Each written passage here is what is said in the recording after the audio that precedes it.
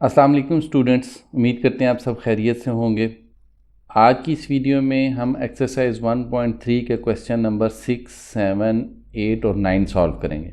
Question number 6 आपके सामने screen पे है। The sum of the ages of the father and the son, कि बाप और बेटे की उम्रों का जो मजमुआ है, जो सम है, is 72 years.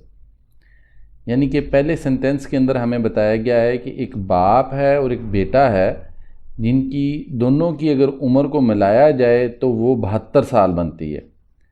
6 years ago the father's age was 2 times the age of the son. यानी 6 साल पहले बाप की जो उम्र थी वो बेटे की उम्र से 2 गुना थी। अब 2 गुना का मतलब क्या है कि डबल, आप उसे कह सकते हैं इंग्लिश में कि डबल थी। मिसाल के तौर पे फ़र्ज़ करें अगर बेटे की उम्र है 15 साल, तो इसका 15 का 2 गुना क्या है, 2।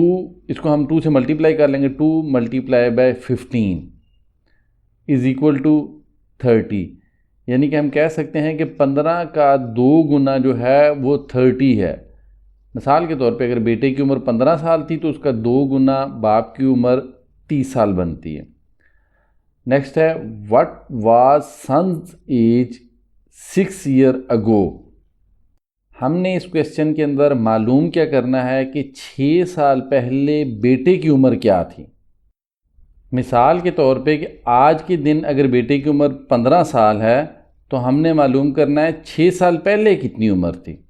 ठीक है, ये आपको एक एग्जांपल से समझाया जा रहा है। बाकी इस क्वेश्चन को सॉल्व करेंगे तो मज़ीद कंसेप्ट आपको क्लियर हो जाएगा। सॉल्व करने के लिए सबसे पहले हम लिखेंगे सॉल्यूशन, और जिस वैल्यू का हमें पता नहीं है या हमने उसको फाइंड करना है तो उसको हम एक वेरिएबल से कंसिडर करेंगे। उसके लिए सबसे पहले लिखेंगे लेट, और नेक्स्ट अपनी स्टेटमेंट हम लिख देते हैं कि सन्स एज और फादर्स एज हमने क्या सपोज की है। Let suppose son's age is equal to x है, तो फादर्स एज हम उसको रख लेते हैं वाई। अब ये एक्स और वाई की वैल्यू हमने मालूम करनी है। फर्स्ट सेंटेंस के मुताबिक अगर हम देखें तो उसमें हमें बताया जा रहा है कि एक्स प्लस वाई जो है, यानी कि बाप और बेटे की उम्र जो है उसका मजमूआ 72 ईयर्स है। तो हम यहाँ लिख सकते हैं x plus y is equal to 72। इसको हम नाम दे देते हैं इक्वेशन नंबर 1 का। पहली इंफॉर्मेशन जो हमें क्वेश्चन से मिली वो तो हमने इक्वेशन नंबर 1 की सूरत में लिख ली। नेक्स्ट जो हमें बताया जा रहा है 6 years ago का, ठीक है, स्टेटमेंट हमने लिख ली कि 6 साल पहले सन्स एज क्या थी और फादर्स एज क्या थी। अब मिसाल के तौर पे कि अगर आज के दिन में उसकी उम्र 15 साल है तो 6 साल पहले कितनी एज होगी, उसको हम कर देंगे 15 - 6। ठीक है, कॉमन सी बात है। अब हमें एग्जैक्ट उम्र का तो पता नहीं है, हमने सपोज किया है कि आज की डेट में उसकी उम्र है एक्स, क्योंकि हमें एग्जैक्ट एज मालूम नहीं है। तो 6 साल पहले उसकी एज क्या थी, एक्स में से 6 माइनस कर देंगे, वो उसकी 6 साल की पहले उम्र हो जाएगी बेटे की। इसी तरह बाप की उम्र हमने कंसिडर की है वाई, तो आज की डेट में बाप की उम्र अगर वाई है तो 6 साल पहले बाप की उम्र क्या होगी, उसको हम लिख देंगे y - 6। उम्मीद है ये चीज़ आपको क्लियर होगी, सिंपल है। अब ये जो वैल्यूज़ हैं 6 साल पहले जो बाप और बेटे की उम्र है वो हम यहाँ पे लिख देते हैं। सन्स एज x - 6 और फादर्स एज जो है वो y - 6 है, y - 6। और नेक्स्ट जो इस क्वेश्चन के अंदर हमें इंफॉर्मेशन मिल रही है कि 6 साल पहले father's age was 2 times the age of son, कि बाप की उम्र बेटे की उम्र से 2 गुना थी, यानी कि डबल थी। जैसे कि आपको पहले भी मिसाल दी है कि अगर आज की डेट में 15 साल उम्र है बेटे की तो बाप की उम्र हो जाएगी 2 × 15 इज़ इक्वल टू 30। यही चीज़ हम इम्प्लीमेंट करेंगी जो हमने बाप और बेटे की उम्र 6 साल पहले सपोज़ की है। यानी मिसाल के तौर पे अगर आज 6 साल पहले बाप की उम्र थी y-6, तो बेटे की उम्र हो जाएगी is equal to 2 multiply by x-6, यानी कि बाप की उम्र बेटे की उम्र से 2 गुना हो गई है। अब इस इक्वेशन को मज़ीद सॉल्व करते हैं तो हमारे पास आ जाएगा y-6 इज़ इक्वल टू 2 को मल्टीप्लाई करेंगे 2x माइनस 2 6 से मल्टीप्लाई हुआ तो 12। नेक्स्ट इस इक्वेशन को सॉल्व करते हुए वेरिएबल्स जो हैं वो हम एक साइड पे कर लेंगे। जैसे एक y वेरिएबल है और जो कांस्टेंट नंबर हैं उनको हम एक साइड पे कर लेंगे। तो ये इक्वेशन कुछ हमारे पास इस तरह बन जाएगी कि 12 minus 6 is equal to 2x, y right side पे जाएगा तो माइनस हो जाएगा माइनस y। 12 में से 6 माइनस करें तो हमारे पास रिमेनिंग 6 बच जाएगा is equal to 2x minus y। अब इस इक्वेशन को हम इस तरह भी लिख सकते हैं कि वेरिएबल्स को अगर हम लेफ़्ट साइड पे कर लें तो 2x minus y is equal to 6। इसको हम नाम दे देते हैं इक्वेशन नंबर 2 का। अब इस क्वेश्चन को मज़ीद सॉल्व करने के लिए हम इन दोनों इक्वेशंस का, जो कि इक्वेशन नंबर 1 और इक्वेशन नंबर 2 हमने बनाई है, इसको ऐड करेंगे आपस में। स्टेटमेंट हमने लिखी है by adding both equations, equation number 1 जो पहले हमने फाइंड की थी ये, और इक्वेशन नंबर 2। इनको ऐड करने पे हमें क्या रिज़ल्ट आता है, x plus y is equal to 72, equation number 1 हो गई।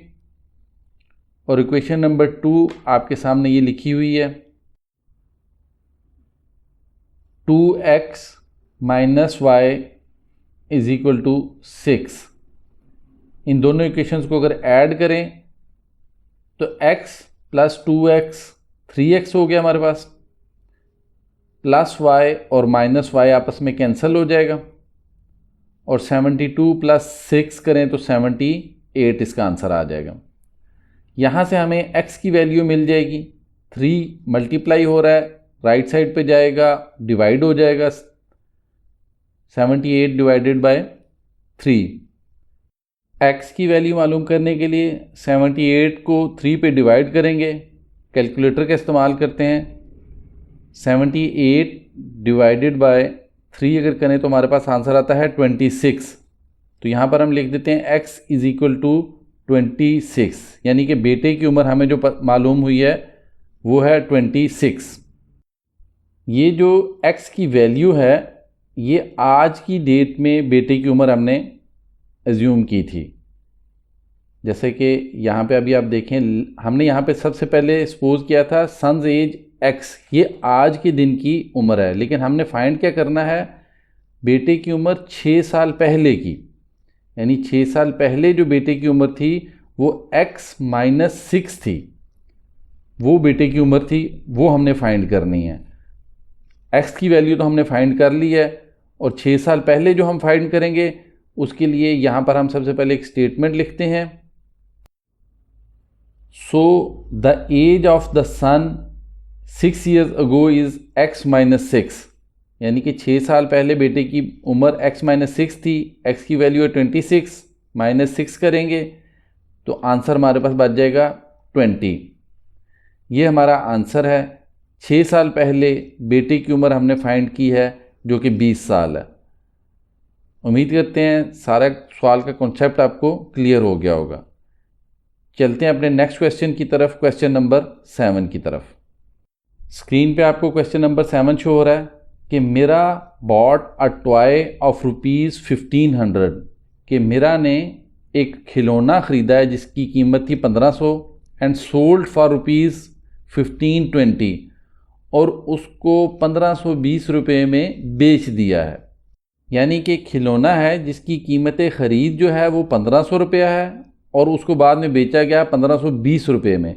हमने फाइंड करना है प्रॉफिट परसेंटेज कि इसका जो प्रॉफिट उसको हुआ है उसकी परसेंटेज क्या थी।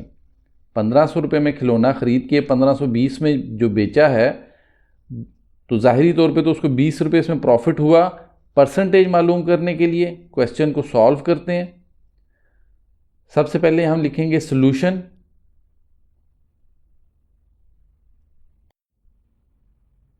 और सॉल्यूशन के बाद हम स्टेटमेंट लिखेंगे बाइंग प्राइस ऑफ टॉय और सेलिंग प्राइस, यानी कि बाइंग प्राइस हमें क्वेश्चन में दी गई है 1500 और जो सेलिंग प्राइस हमें क्वेश्चन में दी गई है वो है 1520। इन दोनों कीमतों की बेस पे हम प्रॉफिट मालूम कर लेंगे और प्रॉफिट का फार्मूला है selling price minus buying price, तो हमारे पास प्रॉफिट आ जाएगा। सेलिंग प्राइस को हम शॉर्ट टर्म में एसपी लिख देते हैं और बाइंग प्राइस माइनस बीपी आ जाएगा। सेलिंग प्राइस हमारे पास क्या है 1520 माइनस 1500 बाइंग प्राइस, तो हमें प्रॉफिट आ गया 20 रुपीज़ का। 20 रुपीज़ तो हमें नेट प्रॉफिट हुआ है। हमने मालूम करनी है percentage of profit. Profit percentage का फार्मूला होता है profit divided by buying price, जिस कीमत पे हमने ख़रीदा था, मल्टीप्लाई बाय परसेंटेज के लिए हम इसको 100 से मल्टीप्लाई कर देंगे। इसमें इसकी वैल्यू पुट करते हैं। प्रॉफिट हमें हुआ है 20 रुपीज़ का और बाइंग प्राइस थी हमारी 1500, मल्टीप्लाई बाय 100 कर देंगे परसेंटेज के लिए। अब ये 00 इस 00 से कैंसिल हो जाएगा और हमारे पास नेक्स्ट आ जाएगा 20 डिवाइडेड बाय 15। इसको हम कैलकुलेटर पे सॉल्व करते हैं। कैलकुलेटर से अगर हम 20 डिवाइडेड बाय 15 करें तो आंसर हमारे पास आ जाता है 1.3333 एंड सो ऑन। तो इसको हम यहाँ पे आंसर में लिख लेते हैं 1.33, 2 डिजिट्स तक। तीसरा डिजिट अगर 5 से बड़ा होता तो हम इसको एक इंक्रीज़ कर देते, लेकिन वो 5 से छोटे हैं तो हम 2 डिजिट्स पे इसको ख़त्म कर देंगे 33 और साथ परसेंटेज का साइन। ये टोटल प्रॉफिट परसेंटेज है जो हमें इस क्वेश्चन में मालूम करने के लिए कहा गया था और ये हमारा आंसर है। उम्मीद करते हैं आपको इसका कंसेप्ट क्लियर हो गया होगा। चलते हैं अपने नेक्स्ट क्वेश्चन की तरफ, क्वेश्चन नंबर 8 की तरफ। स्क्रीन पे आपको क्वेश्चन नंबर 8 शो हो रहा है, जिसमें हमसे कहा जा रहा है the annual income of Tayyab is ₹9,60,000, 9,60,000, यानी कि सालाना इनकम जो है तैयब की वो 9,60,000 है, while the exempted amount is 1,30,000। इसमें से जो एग्जेम्प्टेड अमाउंट है वो 1,30,000 है। एग्जेम्प्टेड अमाउंट कौन सी होती है वो भी क्वेश्चन का अगला हिस्सा पढ़ेंगे तो क्लियर हो जाएगा। How much tax would he have to pay at the rate of 0.75%। समझने की हद तक क्वेश्चन में जो मालूमात दी गई है उसमें तैयब की सालाना आमदनी बताई गई है और उसमें से एग्जेम्प्टेड अमाउंट निकाल कर जो बकाया अमाउंट बचनी है उस पर तैयब ने 0.75% टैक्स देना है और वो टैक्स हमने कैलकुलेट करना है। चलिए क्वेश्चन को सॉल्व करते हैं और मज़ीद कॉन्सेप्ट क्लियर करते हैं। सबसे पहले लिखेंगे सॉल्यूशन। सॉल्यूशन के बाद जो अवेलेबल हमारे पास डाटा है वो हम पहले यहाँ पर लिख लेते हैं। अवेलेबल डाटा क्या है, एनुअल इनकम, यानी कि टोटल एनुअल इनकम जो है वो तैयब की वो हमें दी गई है क्वेश्चन में, वो है 9,60,000। दूसरी चीज़ जो बताई गई है वो है एग्जेम्प्टेड अमाउंट, वो वाली रकम जिसके ऊपर टैक्स उसने नहीं पे करना, वो है 1,30,000। और तीसरी चीज़ जो क्वेश्चन में बताई गई है वो है टैक्स परसेंटेज, कि किस परसेंट के हिसाब से उसने टैक्स पे करना है। 0.75% के हिसाब से उसने टैक्स पे करना है। अब क्वेश्चन के अंदर जो हमें गिवन डाटा है इसमें से हमने वो अमाउंट कैलकुलेट करनी है जिस पे टैक्स उसने पे करना है। यानी एक तो ये टोटल इनकम है और ये एक एग्जेम्प्टेड अमाउंट है। टोटल इनकम से एग्जेम्प्टेड अमाउंट माइनस करें तो टैक्स पेएबल अमाउंट हमारे पास आ जाएगी। यहाँ पर स्टेटमेंट लिख लेते हैं। टैक्स पेएबल अमाउंट हमारी है 9,60,000 में से एग्जेम्प्टेड अमाउंट जो है 1,30,000 जब माइनस करेंगे तो हमारे पास टैक्स पेएबल अमाउंट आ जाएगी। इसको हम कैलकुलेटर की मदद से भी सॉल्व कर सकते हैं। टोटल अमाउंट लिखी 9,60,000 माइनस की एग्जेम्प्टेड अमाउंट 1,30,000, आंसर हमारे पास आ गया 8,30,000। ये 8,30,000 वो अमाउंट है जिसके ऊपर हमने टैक्स पे करना है। और टैक्स किस रेशो से पे करना है वो भी चीज़ ऑलरेडी हमारे पास क्वेश्चन में गिवन है। तो अब हम वो अमाउंट फाइंड करेंगे जितनी अमाउंट हमने टैक्स की मद में पे करनी है। उसके लिए स्टेटमेंट लिख लेते हैं यहाँ पर। Amount of tax to be paid, उसके लिए हम फार्मूला यूज करेंगे tax payable amount multiply by tax percentage. यानी गिवन डाटा इसमें फिल करते हैं। टैक्स पेएबल अमाउंट हमारे पास है 8,30,000 और जो टैक्स परसेंटेज है वो है 0.75%। परसेंटेज का साइन ख़त्म करने के लिए इसको हम 100 पे डिवाइड कर देंगे। और नेक्स्ट स्टेप के अंदर हमारे पास इक्वेशन बन जाएगी बराबर का साइन 8,30,000 0.75 को डेसिमल से इंटीजर में कन्वर्ट करने के लिए हम 100 से डिवाइड कर देंगे। तो ये डेसिमल का साइन ख़त्म हो जाएगा, हमारे पास रह जाएगा 75/100 मल्टीप्लाई बाय 1/100। सिंपल तरीक़ाकार है। यहाँ पे 2 ज़ीरो हैं, ये 2 ज़ीरो से कैंसिल हो जाएंगे, ये 2 ज़ीरो इससे कैंसिल हो जाएंगे। रिमेनिंग हमारे पास रह जाएगा 83 मल्टीप्लाई बाय 75। इसको आपस में मल्टीप्लाई करते हैं, कैलकुलेटर का इस्तेमाल करते हैं। यहाँ पर 83 multiply by 75 is equal to 6,225 rupees. ये वो टोटल अमाउंट है जो तैयब ने सालाना टैक्स की मद में पे करनी है। सिंपल क्वेश्चन है, सिंपल कैलकुलेशन है। उम्मीद करते हैं कॉन्सेप्ट आपको क्लियर हो गया होगा। चलते हैं अपने नेक्स्ट क्वेश्चन की तरफ, क्वेश्चन नंबर 9 की तरफ। क्वेश्चन नंबर 9 स्क्रीन पर आपको शो हो रहा है।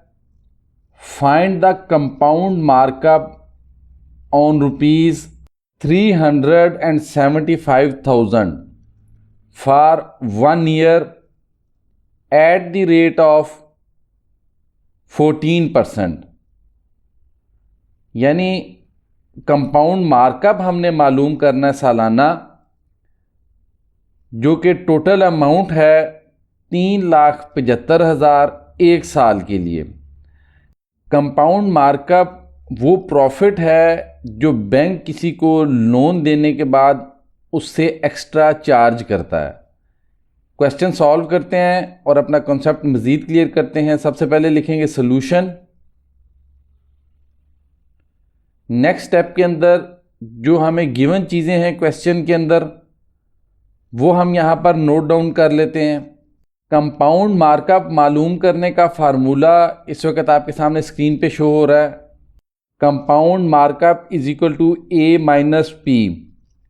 ए वो अमाउंट है जो बैंक को वापस की जाती है टोटल अमाउंट लोन लेने के बाद, और पी वो अमाउंट है जो प्रिंसिपल अमाउंट बैंक किसी को लोन की मद में देता है। इसको एक स्टेटमेंट की शक्ल में भी लिख लेते हैं, where A is equal to amount after interest. मतलब जो हमने अमाउंट ली है 3,75,000, इसमें इंटरेस्ट शामिल करने के बाद जो अमाउंट बनती है वो ए कहलाती है, और पी प्रिंसिपल अमाउंट है जो कि हमें क्वेश्चन में गिवन है।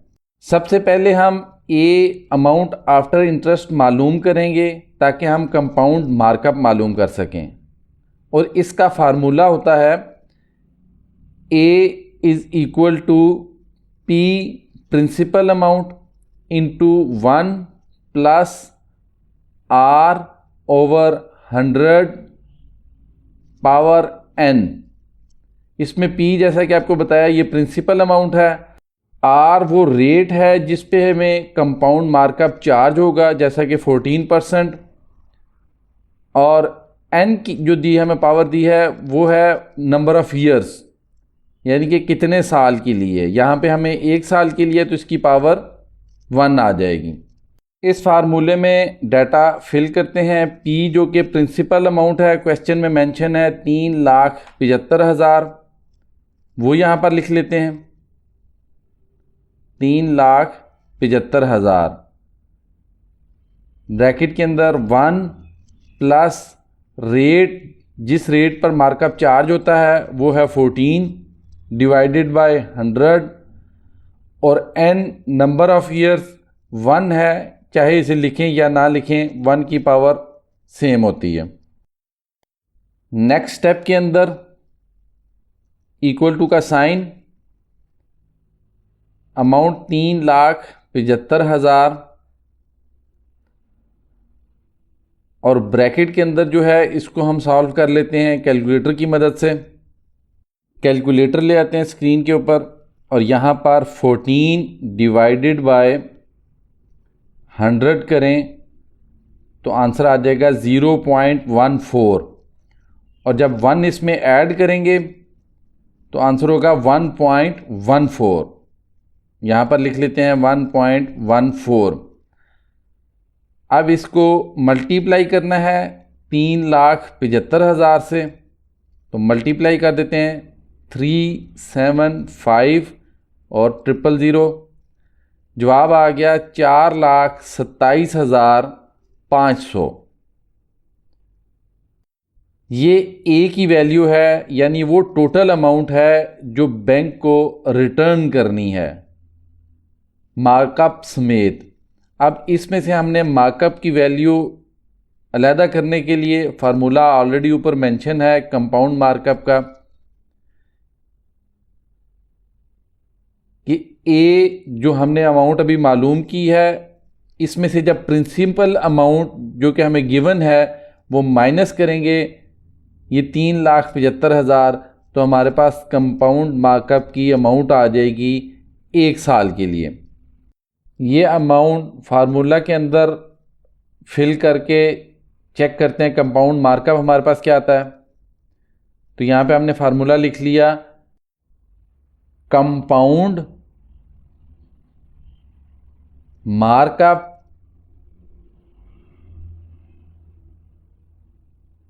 Is equal to A minus P. A amount अभी हमने यहाँ पर कैलकुलेट की है 4,27,500 माइनस पी प्रिंसिपल अमाउंट 3,75,000। इसको इसमें से माइनस करेंगे, कैलकुलेटर का इस्तेमाल करते हैं। 4,27,500 माइनस 3,75,000 जो प्रिंसिपल अमाउंट है, रिमेनिंग हमारे पास बच गया 52,500। ये वो मार्कअप अमाउंट है जो कि 1 साल के लोन के अगेंस्ट बैंक को एक्स्ट्रा वापस करनी है। और यही क्वेश्चन में हमसे पूछा गया था कैलकुलेट करने का कि टोटल अमाउंट के ऊपर कितना मार्कअप देना है 1 साल के लिए, तो वो हमने 14% के हिसाब से 52,500 रुपये कैलकुलेट कर लिए हैं। उम्मीद करते हैं ये क्वेश्चन भी आपको क्लियर हो गया होगा। यहाँ पर हमारी एक्सरसाइज 1.3 कंप्लीट हो जाती है। उम्मीद करते हैं आपको समझ आई होगी। बार बार ख़ुद से भी प्रैक्टिस करेंगे तो मज़ीद आपके पास कॉन्सेप्ट क्लियर हो जाएगा। बहुत बहुत शुक्रिया। नेक्स्ट वीडियो में हम चैप्टर नंबर 2 स्टार्ट करेंगे। तब तक के लिए अल्लाह हाफ़िज़।